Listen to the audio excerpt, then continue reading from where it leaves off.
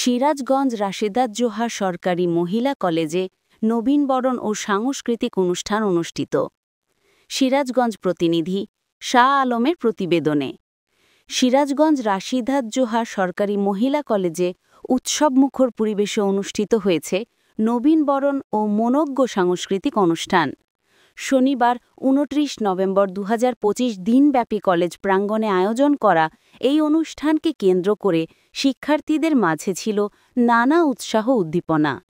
দীর্ঘদিন পর ক্যাম্পাসে এমন প্রাণবন্ত আয়োজনে শিক্ষার্থী, মহিলা অভিভাবক, শিক্ষক শিক্ষিকা ও কর্মকর্তাসহ সকলের মাঝে বিশেষ আনন্দঘন মুহূর্ত ছিল।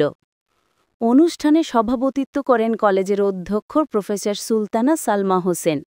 তিনি তার বক্তব্যে নবীন শিক্ষার্থীদের উদ্দেশ্যে বলেন, রাশিদাত জোহা সরকারি মহিলা কলেজ শুধু একটি শিক্ষা প্রতিষ্ঠান নয়, এটি দেশের নারীদের উচ্চশিক্ষার এগিয়ে যাওয়ার একটি আলোকিত দ্বার।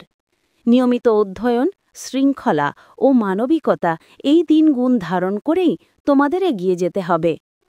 অনুষ্ঠানে প্রধান অতিথি হিসেবে উপস্থিত ছিলেন ঢাকা কলেজের প্রাক্তন উপাধ্যক্ষ অবসর ও রাশিদাত জোহা সরকারি মহিলা কলেজের কৃতি শিক্ষার্থী প্রফেসর জাহানারা বেগম। তিনি নবীন শিক্ষার্থীদের স্বাগত জানিয়ে বলেন, এই কলেজ থেকেই আমি স্বপ্ন দেখতে শিখেছি। আজকের মেয়েরা শিক্ষায়, দক্ষতায় এবং মেধায় দেশের উন্নয়নে বড় অবদান রাখছে। তোমরাও দেশের ভবিষ্যৎ নির্মাণে গুরুত্বপূর্ণ ভূমিকা রাখবে, এই বিশ্বাস রাখি।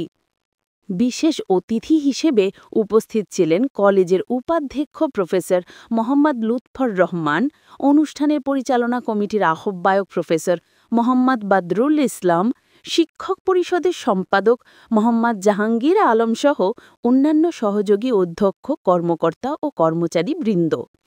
প্রথমে প্রধান অতিথি মহোদয়কে কলেজ কর্তৃপক্ষ ফুল দিয়ে বরণ করে নেন।